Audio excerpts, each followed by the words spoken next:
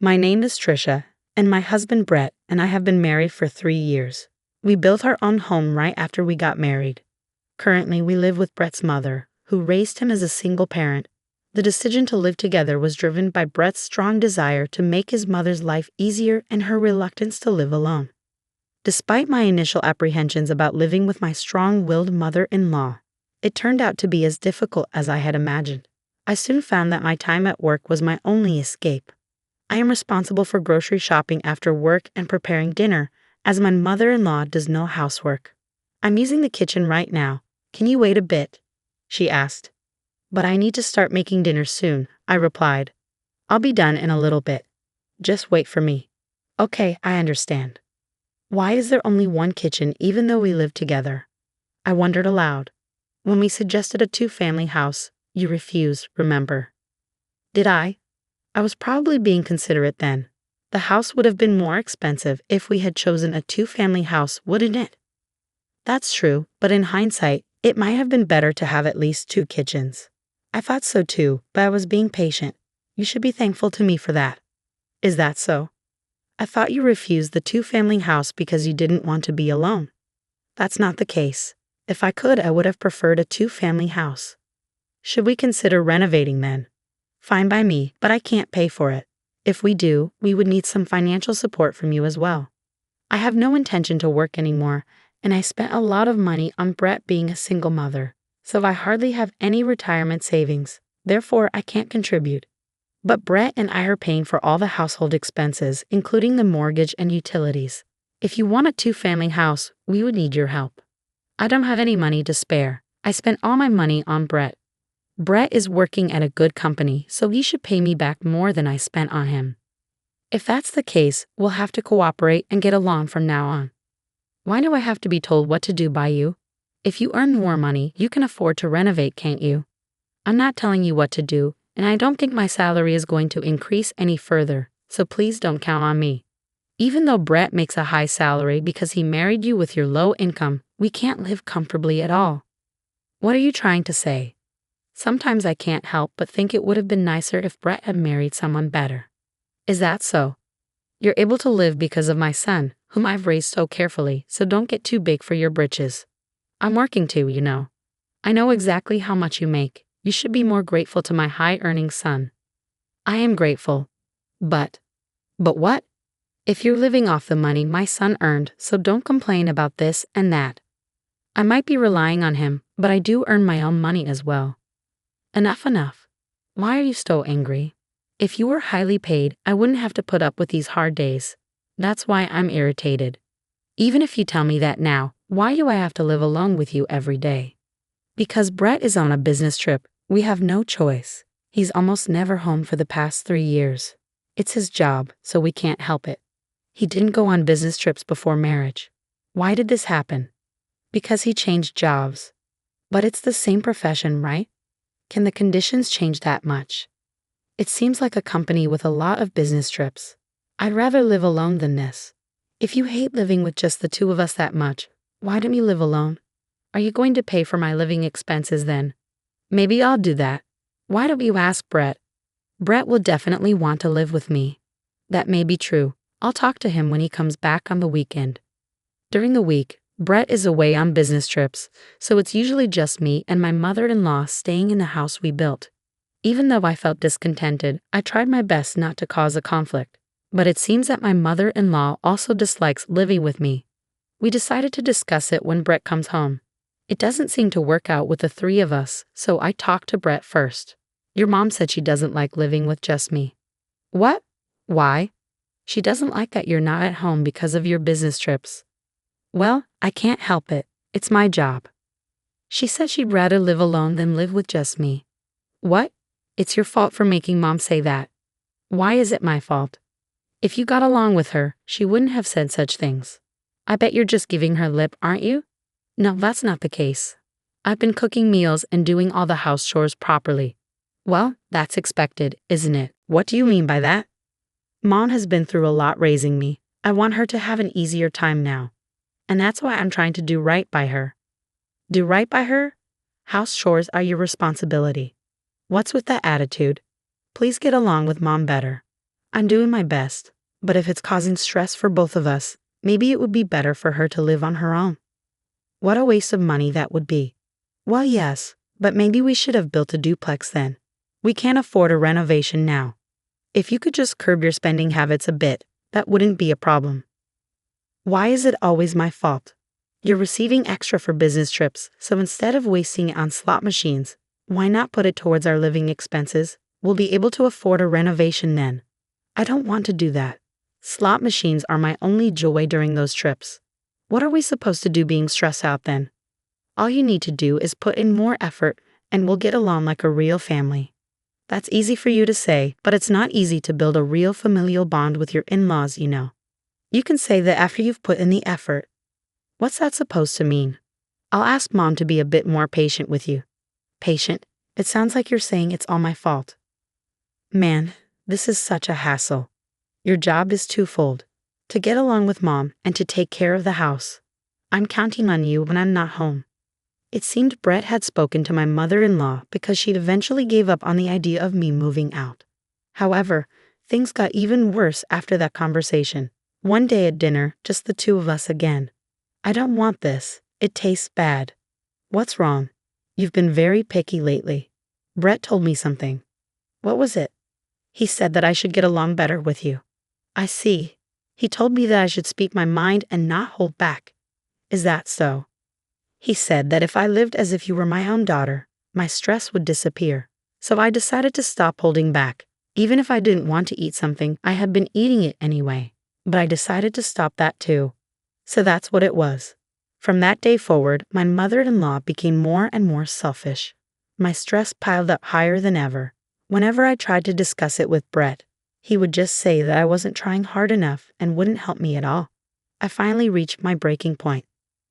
By the way, did you clean the bathroom yesterday? Yes, I did. You left it dirty. After hearing that from my mother-in-law, who had just gotten out of the bath, my anger reached its peak. I'm sick and tired of being nagged about these little things every single day. Huh? Brett told me to treat you like my real daughter, so that's what I'm doing. Real daughter? I don't remember becoming your daughter. What's with that attitude?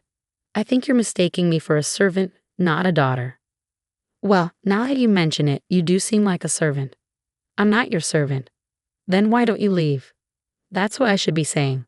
What, do you really plan on kicking me out even though you don't contribute to living expenses? Of course. Brett is the head of the household. But I'm Brett's wife. What are you talking about? I am Brett's mother. Do you think a wife has a higher status? It's not about status or anything like that. Then what is it? Do you think Brett will choose you? I think Brett will choose you, mother-in-law, because he cherishes you so much. That's more like it. Are you really sure it's okay if I leave? Why worry? It'll definitely be okay without you. I feel relieved, actually. Is that so? Even if it might make things financially difficult, it's okay. Huh? Why worry? It's none of your business. I understand. Brett earns $70,000 annually. We're comfortable, so stop undermining us. I'm not undermining. I'm just worried. There's no reason for you to worry. Stop belittling us. Get a divorce quickly. Understood. There seems to be no need to discuss this with Brett. I will pack my things and leave promptly. Finally the nuisance is gone. Several days later, I left without saying anything to Brett. If I had consulted with Brett, who adores his mother, I would have been the one blamed. As if to prove it, there was no contact from Brett, who must have returned from his business trip. I decided to divorce and would meet with Brett alone. Dude, I told you to get along with Mom. Why did you fight? It seems you're only siding with your mother, making everything my fault. What, you want to say you were harassed by Mom? Let's not. There's no need to argue here. I've already decided to get a divorce. Wait, are you intending to divorce me? Yes. Did you think we weren't going to divorce? Well, we're not on bad terms or anything. There's no way I can continue to live with a mother-in-law like that. And you, Brett, you're a mama's boy who has no intention of helping me. I'm not a mama's boy. You're nothing. Is that so? Your mother is all about you, Brett. It's mutual love, so enjoy it. Hey, you must be kidding me.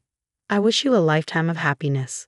We finalized our divorce papers without any issues, and the house, which was mortgaged under Brett's name, became his. A month after the divorce, I received a call from Brett.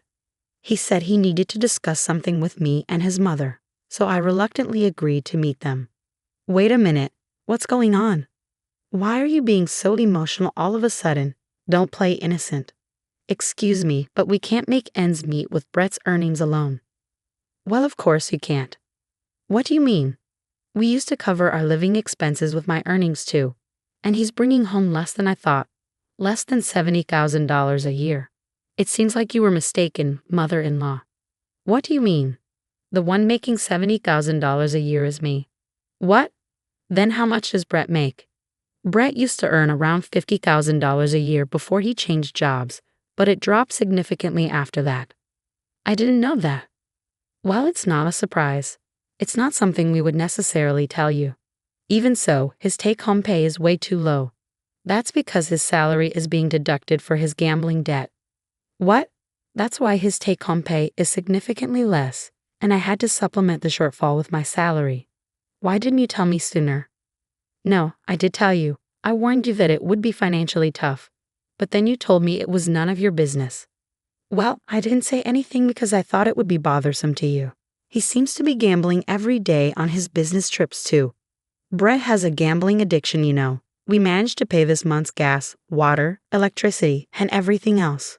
But I don't think we can cover them for next month. That sounds tough. It is. So come back. What are you talking about?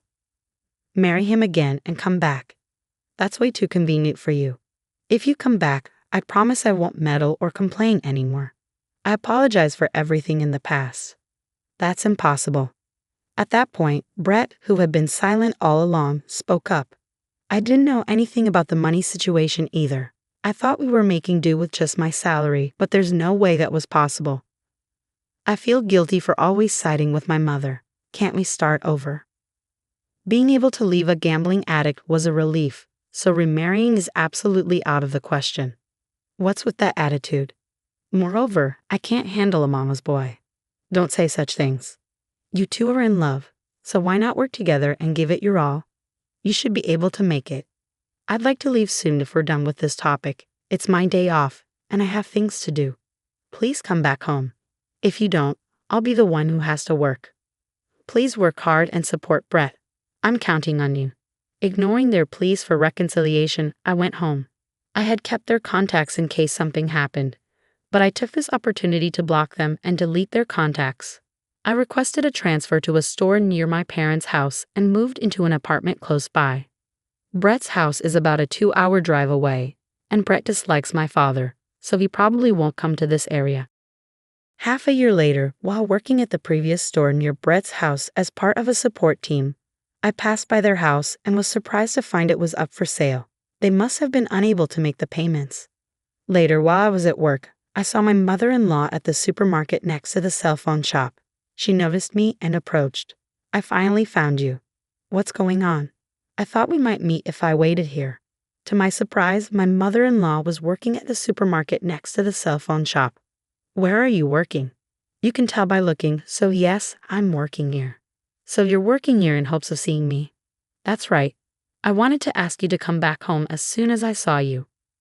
Are you still saying that? I have no intention of returning. Don't say that.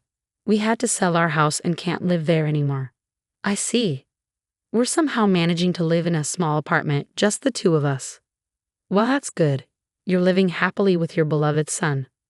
Don't mock me. Brett has a part-time job now and often doesn't come home on his days off. We barely have any time to talk. Is that so? Brett must be having a hard time. I didn't want to work anymore, but look at me now. You're having a tough time too, but please continue to support Brett. I can't do it. Please, won't you consider reconciling? Stop being so persistent. I've told you it's impossible. Don't say that. Please. I have to get back to work. I don't have time to engage in pointless conversations. It's not pointless for me. It is pointless. I wish you and Brett a long and happy life together. Wait a minute. Apparently, the two of them who sold the house are now living in a small apartment. As far as I know, they still have 2 years left to repay their gambling debt. so they'll probably live hand to mouth until then. I hope they can work together and overcome this. As for me, I'm doing my job every day with energy and enjoyment. Things have been going well for me since the divorce. Good things come in bunches, and I'm grateful to be dating a wonderful man right now. I want to be happy next time.